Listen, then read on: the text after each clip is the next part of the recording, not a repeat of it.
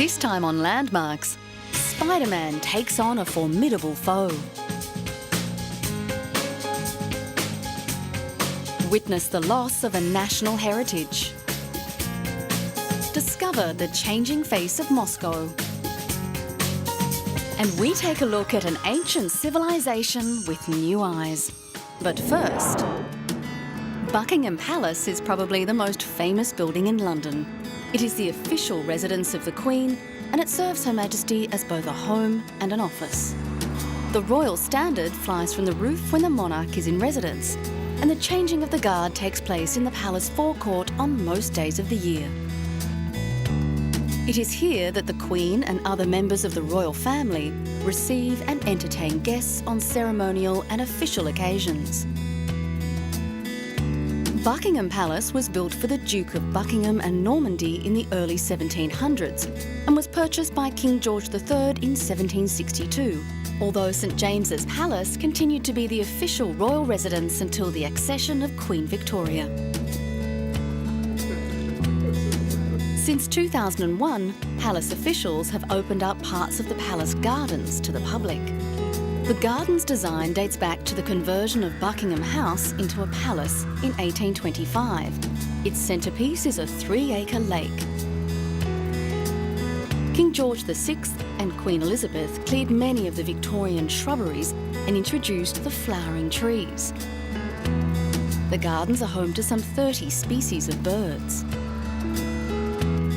We have extended the visitor route to take visitors into the garden, a 450-metre walk that will take them along the south side of the lake into the very natural part of the garden that many people may have read about following a survey that was done, which revealed this really was an oasis for wildlife in the heart of London.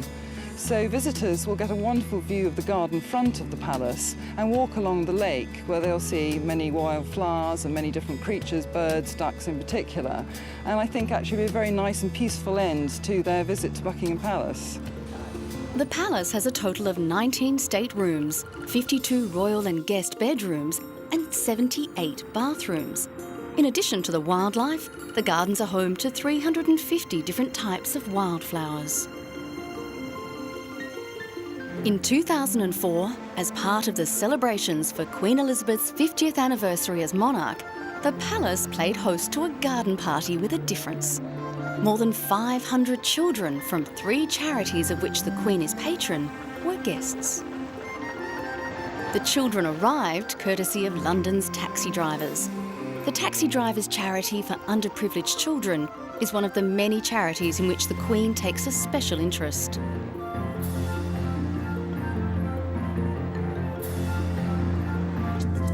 All the fun of the fair was set out in the gardens of Buckingham Palace.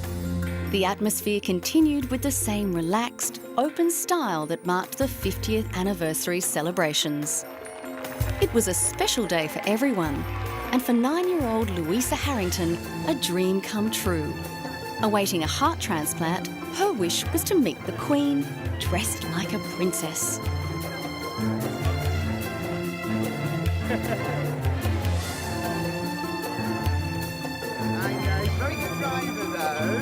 The Queen's escort of youthful fans grew as she and the Duke of Edinburgh toured the entertainments. Though the royal couple didn't try out the carousel, they did stay to watch the circus performers before continuing with their tour.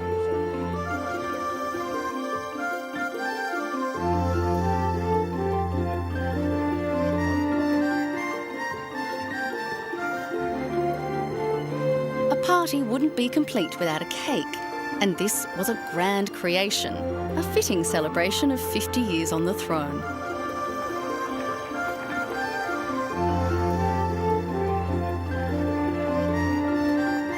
Garden parties at Buckingham Palace tend to be more formal affairs. The celebrations of the coronation of half a century ago put youth centre stage in this modern Elizabethan era.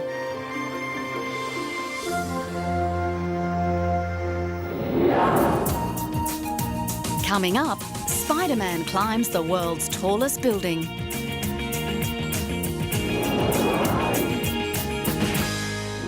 Shrouded in fog, This is the world's tallest building. The Taipei 101 is 101 stories tall. Let's give it up for our star of the day, the most famous climber in the world, Alan Robert. 我们今天这边来宾，我们这次会以我们的法国制作人 the French Spider-Man, Alan Robert. Welcome to Taiwan! And where a tall building stands, this man, French Spider-Man Alain Robert, will not be far away. What is your inspiration behind all of this?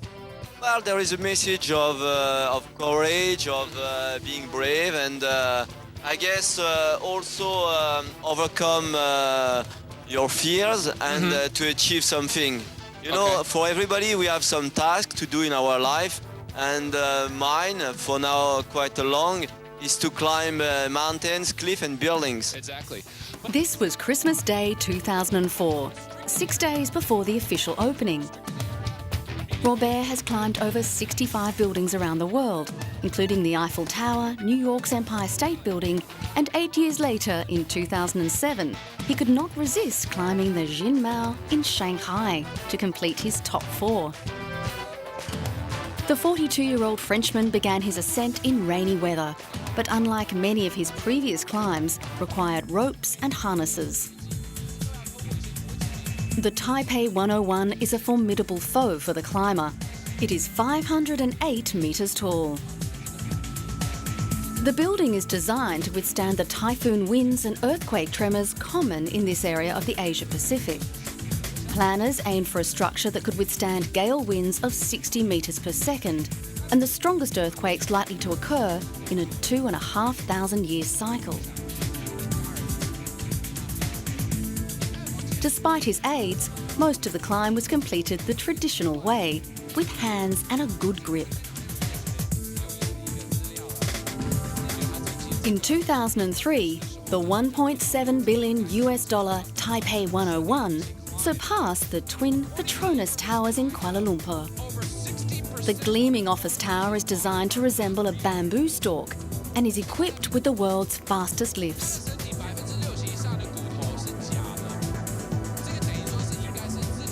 You can see how Robert got the nickname Spider-Man.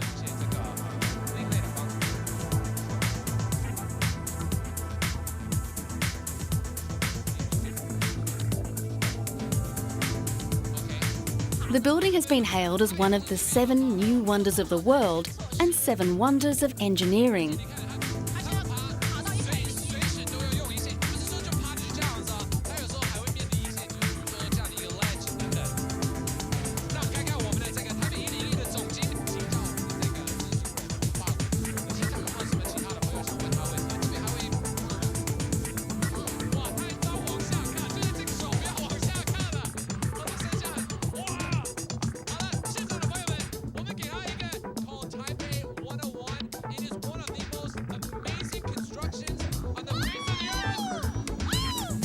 It took him 4 hours to do it, but much to the excitement of the commentators, Robert conquered the summit.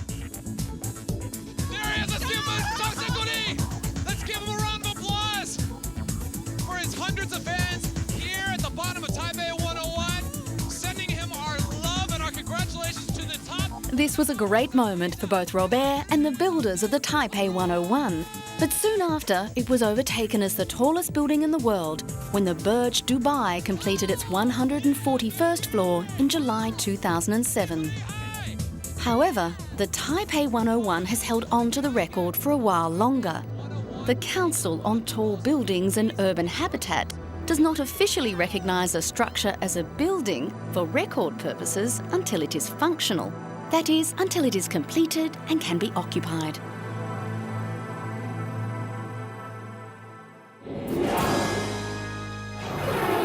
Sometimes events occur that remind us of the fragility of our links to the great civilizations of the past. One such event was the tragic sacking and looting of Iraq's National Museum soon after the start of the Second Iraq War in 2003. Ancient Persia was home to the great Sumerian civilization, who built such legendary wonders as the city of Persepolis.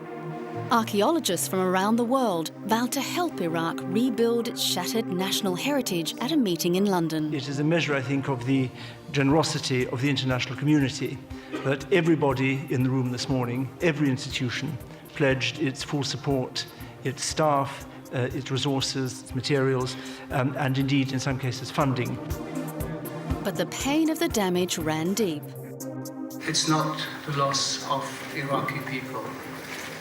It's a great loss for the mankind, because we in that museum, we had material going back to around 500,000 years.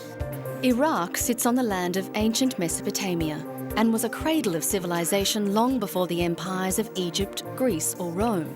The museum housed items from ancient Babylon and Nineveh. Assyrian reliefs and 5,000-year-old tablets were samples of some of the earliest known writing. We found in the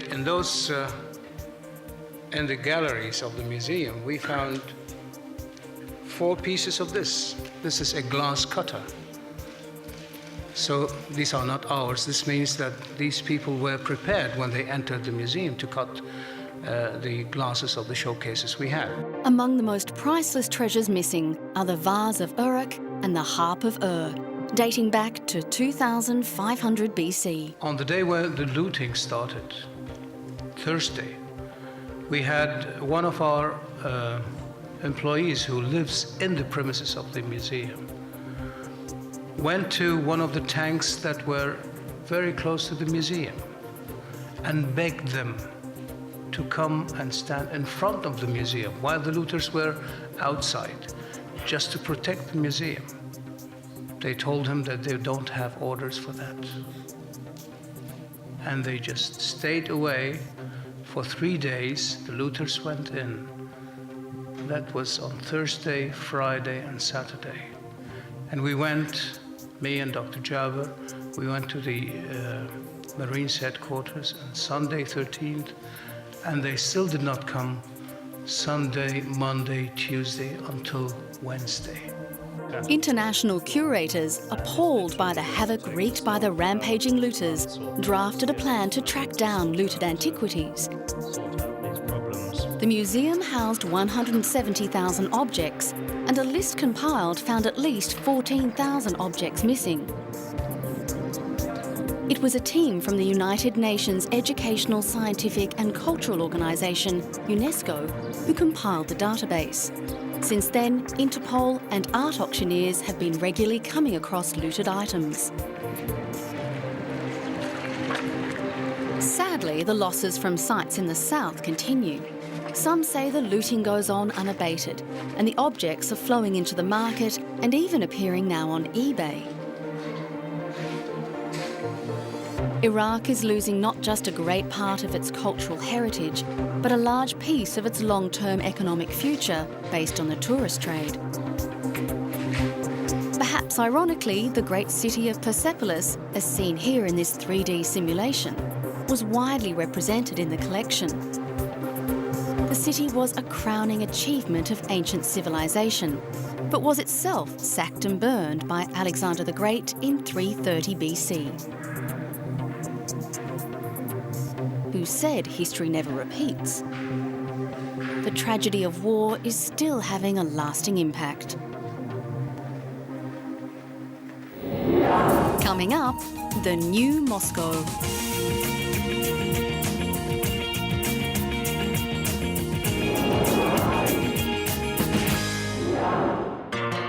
For most of the 20th century, military parades such as this one in Moscow's Red Square were a familiar sight to viewers around the world. They were a regular propaganda exercise during the Soviet era. Now, like the Soviet Union itself, such displays of military might are a distant memory, but they remain a distinctive chapter in the history of one of the best-known gathering places in the world, Red Square. St. Basil's, whose flamboyant domes are frequently confused with those of the nearby Kremlin, is probably Russia's best-known building. It is located at the southeast end of Red Square. Its style is a reminder of the blend of Asian and European cultures which make up the Russian personality. Demonstration of the people of Moscow. Remarkably, under the rule of Stalin, there were plans to demolish St. Basil's Cathedral, because it was an obstacle for parades and traffic.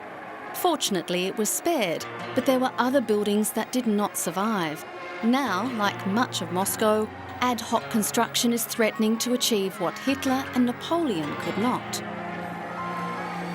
Throughout the centre of Moscow, old buildings are being covered with netting or billboards and disappearing soon after, as developers tear down historic buildings with approval from City Hall.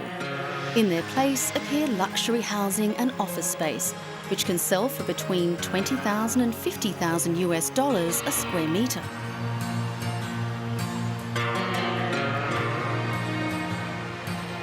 Коренной москвич. Я родился в Москве. I am a native of Moscow. I was born in Moscow.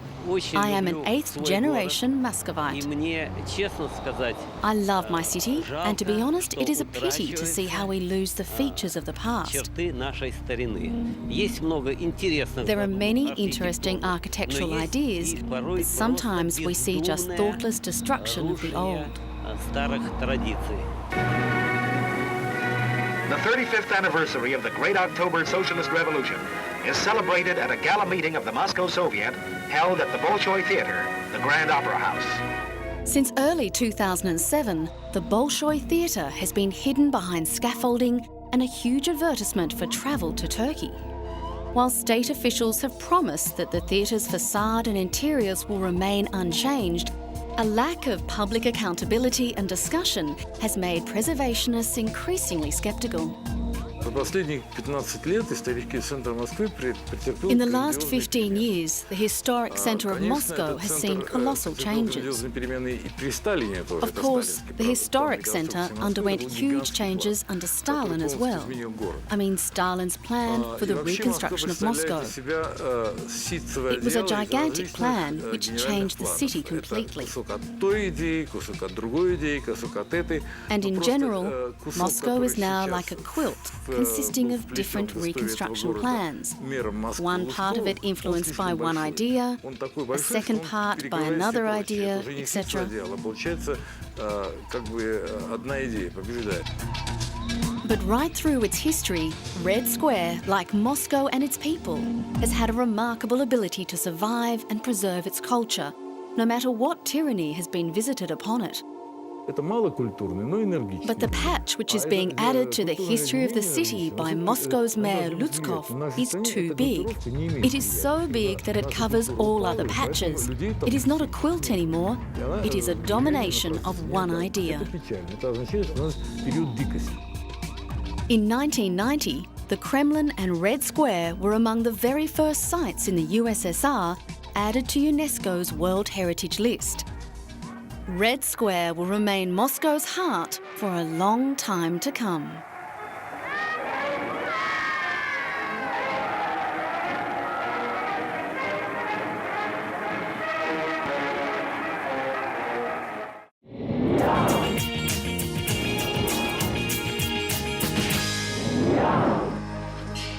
Sometimes the images we have of the past are not how they actually appeared at the time of their creation. For example, the beauty of ancient Greek sculpture is often synonymous with visions of white marble statues and monuments such as the Parthenon and the Core. Gods in Colour at the National Archaeology Museum of Athens is a display of 23 copies of famous marble statues and sculptures reproduced in their true form, painted in detailed colours of blue, red, green and yellow.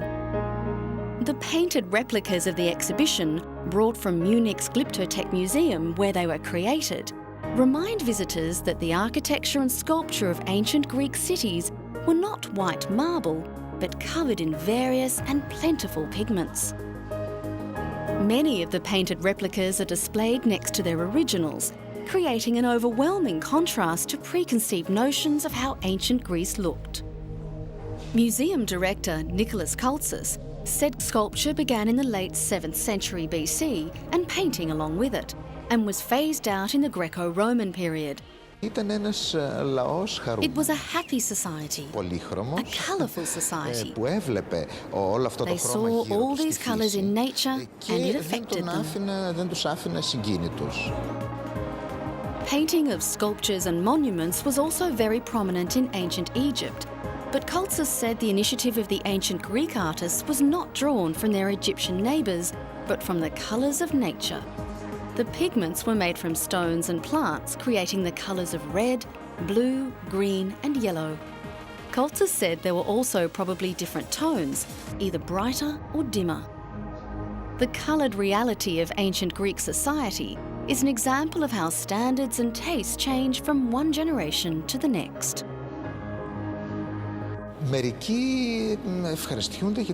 Some like it because they didn't know and it was a discovery.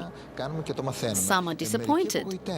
Some have said to me personally, "You have completely ruined the image we had of antiquity." But unfortunately or fortunately, this was reality.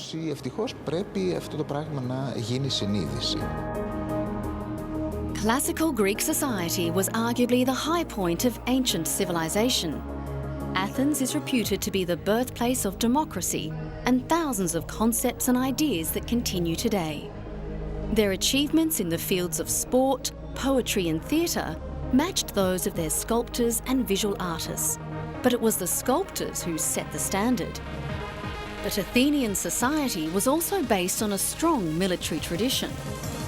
The visual comparison has caused strong reactions from visitors, including shock and disappointment. I find them beautiful the way they are now, but I was very disappointed seeing all these painted things and the way they probably were. But I don't like them at all. To the Greeks, however, the painting was considered a work of art, with artists gaining recognition for the sculptures they painted.